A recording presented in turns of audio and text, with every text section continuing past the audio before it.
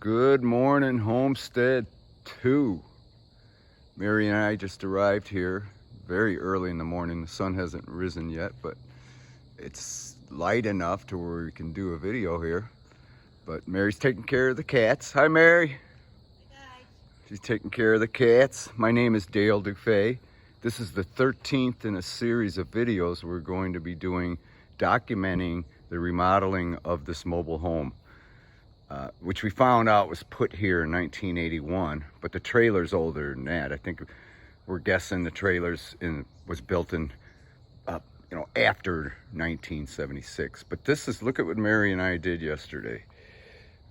We started on the skirting here, and as you can see, we're doing like typical framing, but with 4x4 top plates and sill plate, and then 2x4 vertical studs. And it's approximately 2 feet tall. But over here is where someone else started doing the shoring up, and Mary and I took over, thank goodness, because Mary had a really good idea. If you could see here, they just put the top plate on top of the ironworks, basically the extended girders that are out, as you can see in here. But it was Mary's idea to notch it. She was like, why don't we notch it, right, Mary? It was like, and it's right here, right? Right here. You can see the difference. And as you can see to the left, what they did, and then to the right, what we did. See how we notched every girder. Or, I'm not sure what they call those. They definitely act as a cantilever. But by notching it, it brings it right up to the bottom of the floor here, you can see. And you can see the metal in there is notched. But because you don't really have, even though it does support the metal brackets, it mostly supports the 2x6 framework that the metal brackets are mounted to. So Time inside. Yeah, and it's amazing. So like on the inside, it'll act as a cleat, right, Mary, on the floor. So I'll show inside what we're talking about. But look at the difference, Obviously, we're going to go back and finish and redo all this. But, they did about maybe 30 feet that we're going to redo. And we're going to do it like this all the way around, which is obviously way better. And then we're going to insulate that with R19 insulation and then cap it with cement board. And then we'll put the siding we'll start it way down on the cement board instead of a, traditional mobile home. We got the whole front done as well too, huh, Mary? Yep. We were here till 5 o'clock yesterday, getting this all done.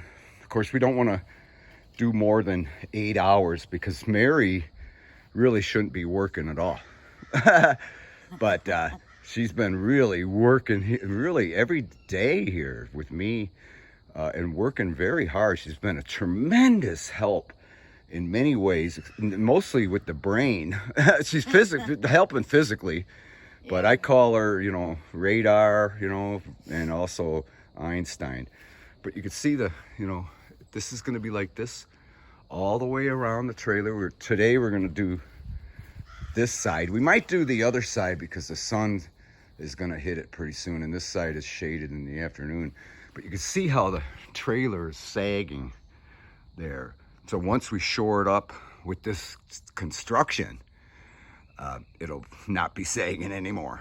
Floor will be perfectly flat, at which time we'll be able to do the floor inside, which we're really anxious about doing.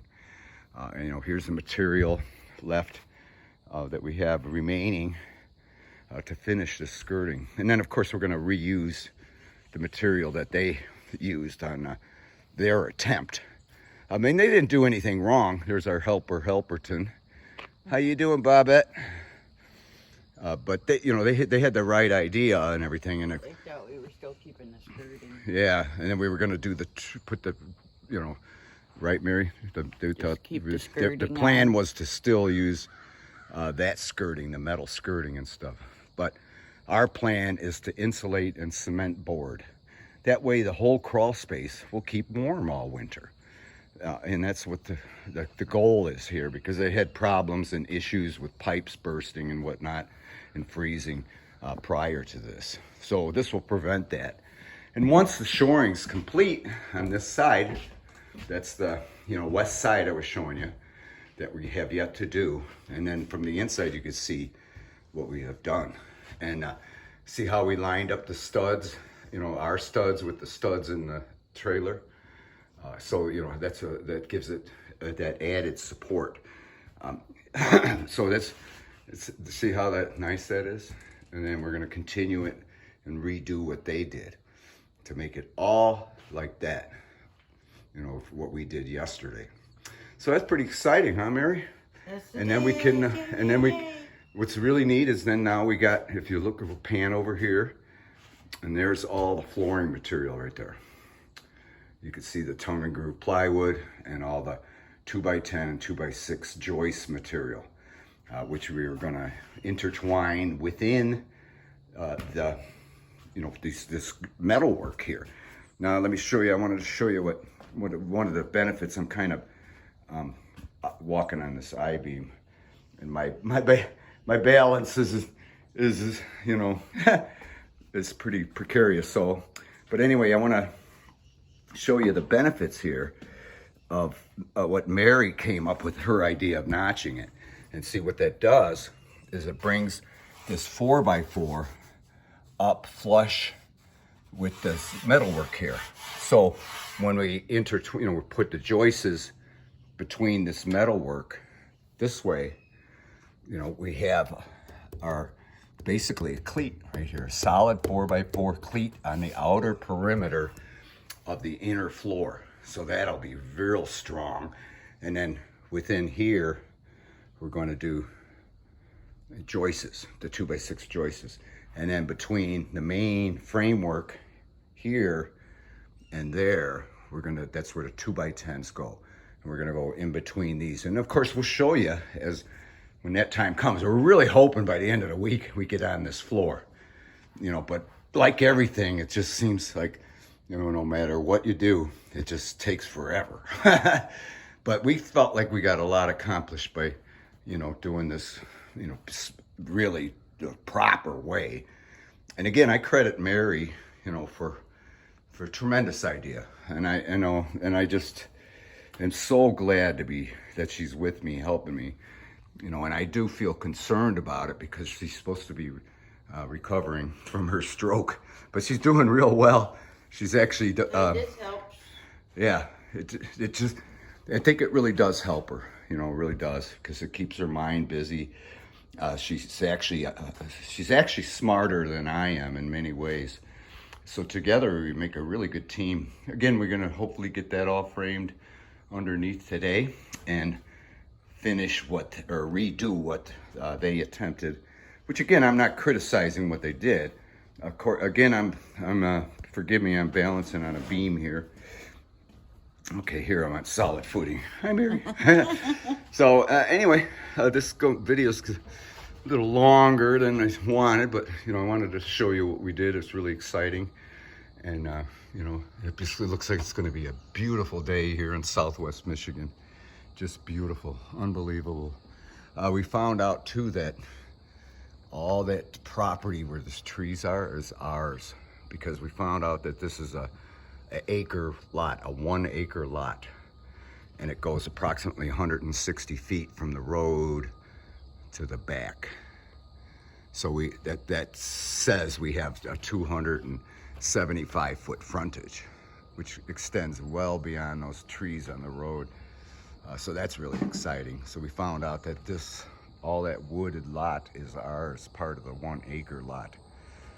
So that was really exciting. We found that out last night, because the landlords had this property since 2007, and the plat of survey, who knows where it is, But I found out by research that this is a 1 acre lot, and the frontage is quite extensive. Like I said, approximately 275 feet. So we're going to kind of measure that today and see just how far it extends to the east on the frontage road there, or on the frontage property off that road. So anyway, we'll call it at that, and Mary, say goodbye. And I just wanted to give a shout out to Sean for the donation that he gave, because we're not getting paid for any of this work that we are doing. And so it's kind of a struggle on us here and at our other place, trying to keep everything together and going. So thank you, Sean. That was awesome. Love you guys. All right. See you tomorrow. All right. So with that, we thank you for watching, and we'll talk at you later. Love you.